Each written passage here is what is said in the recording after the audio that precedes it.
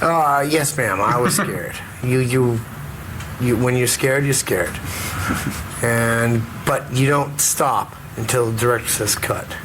On March 5th, 1982, the world lost one of its most explosive comedic talents, John Belushi. He was just 33 years old when he was found dead in a bungalow with the Chateau Marmont on the Sunset Strip in Los Angeles. The shock was immediate and global. To understand what happened, you have to go back to Chicago, to the kid who couldn't sit still, who made faces in class, who turned chaos into comedy. The Chicago Kid. John Adam Belushi was born January 24, 1949, in Chicago, Illinois, to Albanian immigrant parents, Adam and Agnes Belushi. His father ran the Fair Oaks restaurant, where young John sometimes worked. The family first lived in Humboldt Park before moving to Wheaton, Illinois, a quieter suburb. He was the oldest of 4 children, including younger brothers Billy and Jimmy. Years later, his brother Jimmy Belushi would also find success in comedy and even join Saturday Night Live. At Wheaton Central High School, Belushi was athletic and charismatic. He met Judith Jacklin there, who would later become his wife. He formed a teenage rock band called the Ravens, hinting early at the musical-comedy fusion that would later define part of his career. But it wasn't music that would make him famous. It was live comedy. The Second City, where it all began. In 1971, at just 22 years old, Belushi joined the main stage of the Second City, becoming the youngest performer in its history at that time. There, he met collaborators who would change American comedy: Dan Aykroyd, Harold Ramis, and Brian Doyle Murray. Belushi's style was raw, physical, almost feral. He wasn't polished, he was explosive. He could become a character completely, sweating, screaming, collapsing, contorting his body into punchlines. Audiences didn't just laugh, they erupted. When the Second City's touring company came to New York, Belushi followed. That move would put him in the center of a television revolution. Saturday Night Live, instant legend. In 1975, producer Lorne Michaels assembled the original cast of Saturday Night Live. Belushi was one of the first hires. The show changed television, and Belushi became one of its brightest stars. His iconic characters included the samurai, the sword-wielding lunatic in Ordinary Jobs, Henry Kissinger impressions, the furious mashed potato-throwing diner customer, and, of course, Jake Blues. Belushi's energy was unmatched. He didn't just deliver punchlines, he attacked them. But behind the scenes, the pressure was mounting. SNL was groundbreaking but chaotic. The hours were brutal. Cocaine was everywhere in 1970s New York entertainment culture. Belushi, who already had an addictive personality, dove in. The Blues Brothers and movie stardom. Belushi and Dan Aykroyd turned a recurring SNL musical sketch into a cultural phenomenon, The Blues Brothers. The Blues Brothers became a hit in 1980. Belushi's Jake Blues, sunglasses, black suit, deadpan swagger was cool in a way comedy rarely was. He had already cemented himself as a box office force with National Lampoon's Animal House. As Bluto Blutarsky, he became the face of anarchic college rebellion. The cafeteria food fight scene, the toga party. Was it over when the Germans bombed Pearl Harbor? It was loud, ridiculous, and unforgettable. For a few years, Belushi was everywhere. Film, television, albums, touring. He was making serious money. He was at the top. But the same intensity that fueled his performances fueled his drug use. The downward spiral. Belushi had struggled with drugs for years. Cocaine was constant. So were barbiturates and heroin. Friends worried. Some tried to intervene. Others enabled him. Fame insulated him. He was known for disappearing for days, missing rehearsals, arriving exhausted and paranoid. In early 1982, Belushi was in Los Angeles working on a new script. He was staying at the Chateau Marmont, a hotel infamous for celebrity excess.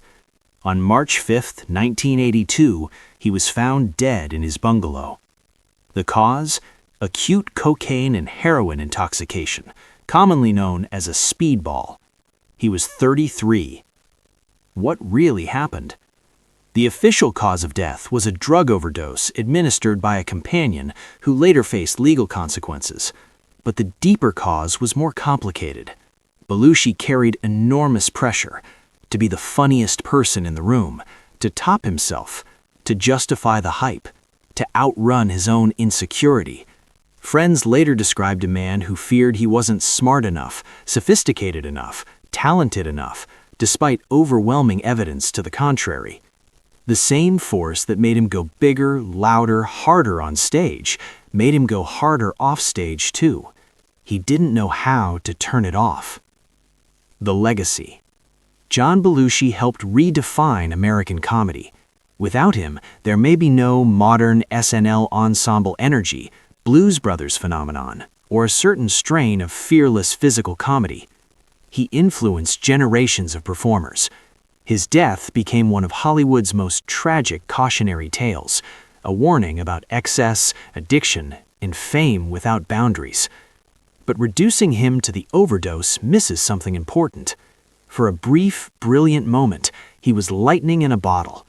Bluto smashing a guitar, Jake Blues coolly adjusting his sunglasses, the samurai slicing through a delicatessen.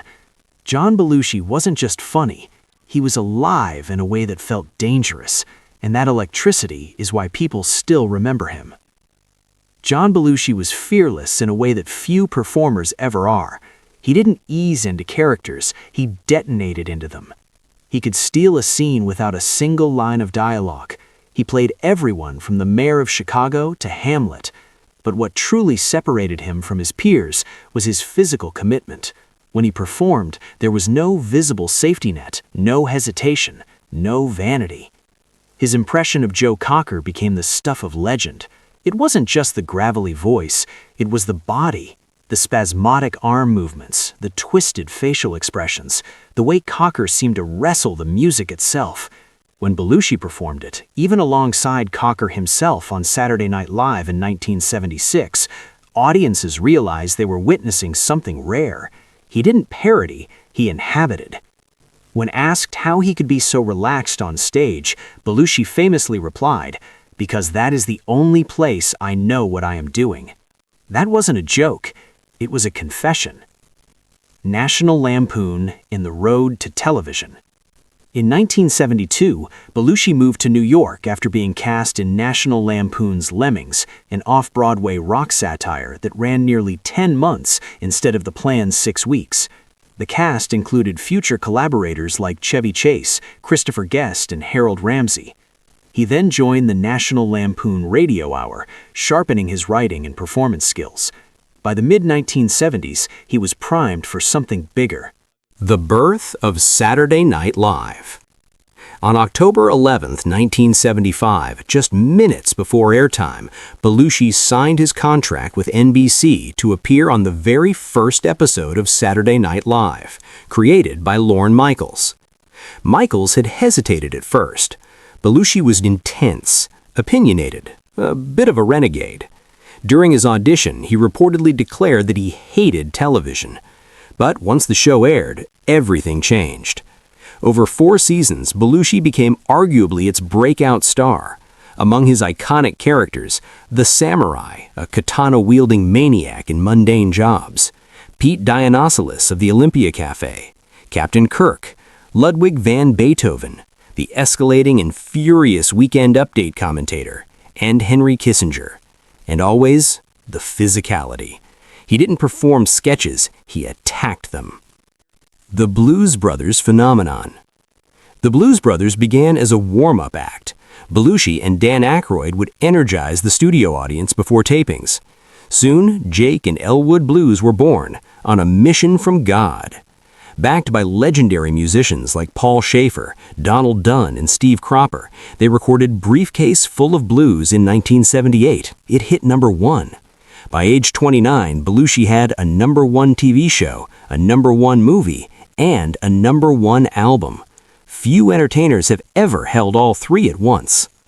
Animal House, Bluto becomes immortal. National Lampoon's Animal House, directed by John Landis, turned Belushi into a film star. As Bluto Blatursky, he barely spoke, but he dominated every frame. The cafeteria scene? Largely improvised. The mashed potatoes zit? Unscripted. The toga party? Controlled chaos. The film grossed over $140 million and became the highest-grossing comedy of its time. It's now preserved in the National Film Registry. Belushi later admitted, "I hate to admit it, but it's true. I am Bluto." That identification would both elevate and trap him. The Blues Brothers, 1980. The Blues Brothers was massive in scale and ambition. It featured full musical numbers from Ray Charles, James Brown, Aretha Franklin, Cab Calloway. The car chases were record-breaking. The production was chaotic. Cocaine was everywhere. Director John Landis later described discovering a literal pile of cocaine in Belushi's trailer, something out of Scarface. Despite the dysfunction, the film grossed over $115 million and became a cult classic. But by then, the drugs were no longer recreational, they were survival. Trying to be more than Bluto. In 1981, Belushi starred in Continental Divide, directed by Michael Apted. He played a romantic lead, softer, more vulnerable. Critics praised him. Audiences didn't respond. They wanted chaos, not tenderness. He briefly quit drugs during filming. Then came Neighbors, reuniting him with Aykroyd, but this time with roles reversed. Aykroyd played the unhinged neighbor, Belushi played the straight man. It confused audiences. The film underperformed. Belushi relapsed hard during production. By early 1982, he was exhausted, insecure, and using heavily again. The Final Descent. In March 1982, Belushi was staying at the Chateau Marmont in Los Angeles while rewriting a screenplay. Friends visited, so did drug suppliers. On March 5th, he was found dead from acute cocaine and heroin intoxication, a speedball. He was 33. What made him different? Belushi's comedy wasn't clever in a detached way. It was visceral. He sweated, he flailed, he committed completely. He once said the stage was the only place he knew what he was doing. Offstage, he seemed less certain. His legacy isn't just about excess or tragedy, it's about fearlessness, about a performer who gave everything in the moment, sometimes too much. Bluto smashing a guitar, Jake Blues adjusting his sunglasses, the samurai slicing through a delicatessen. For a few incandescent years, John Belushi wasn't just funny, he was unstoppable. John Belushi tried to break out of the box audiences had built around him. In Neighbors, he deliberately played the subdued straight man while Dan Aykroyd took the louder, more manic role. It was a conscious attempt to prove he had range. Audiences rejected it. They didn't want subtlety. They wanted Bluto. They wanted the samurai. They wanted chaos. The film failed critically and commercially. For Belushi, it confirmed a fear that the public loved the wild man, not the actor. The pressure cooker. By the early 1980s, cocaine culture in Hollywood was rampant. It wasn't hidden.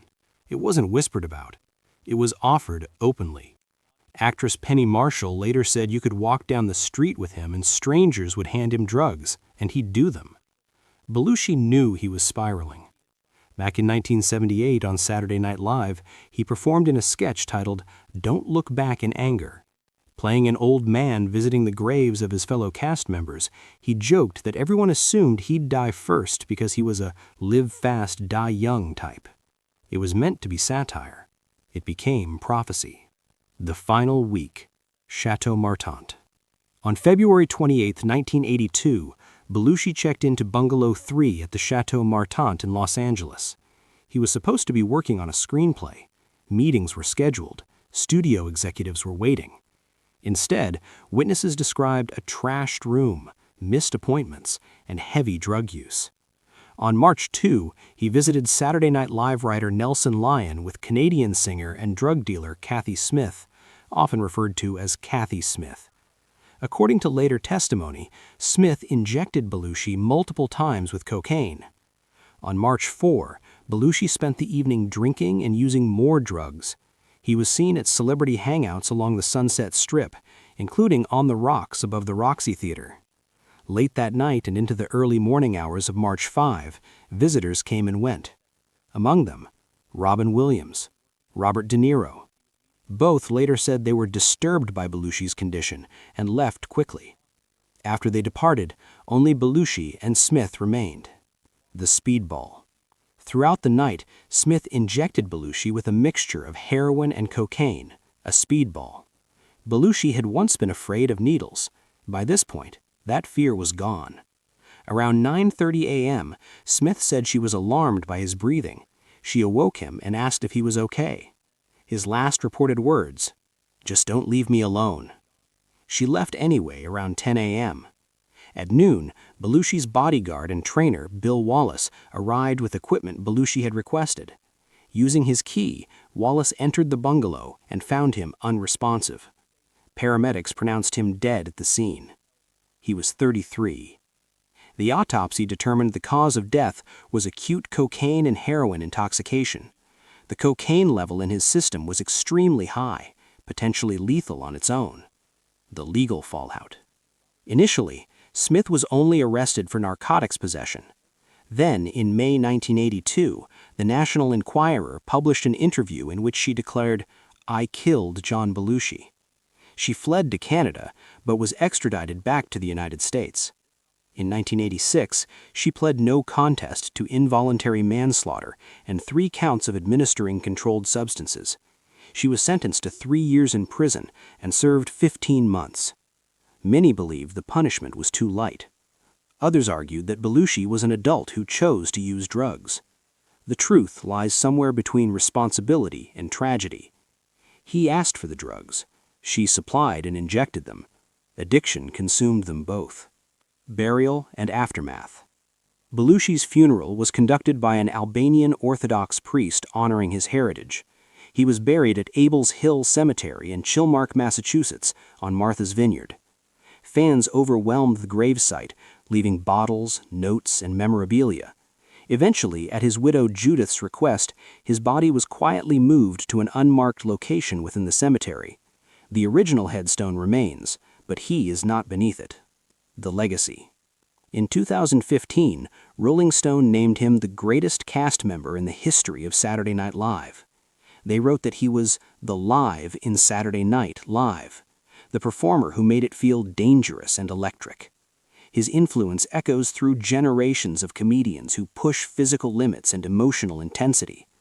Bluto smashing a guitar, Jake Blues on a mission from God, the samurai in a delicatessen, Joe Cocker reborn in parody. John Belushi burned fast and bright. His story is not just about drugs, it's about pressure, identity, expectation, and a performer who only truly felt certain of himself under the lights.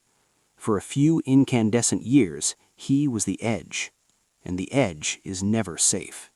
John Belushi came to symbolize both the explosive brilliance and destructive excess that defined the early years of Saturday Night Live.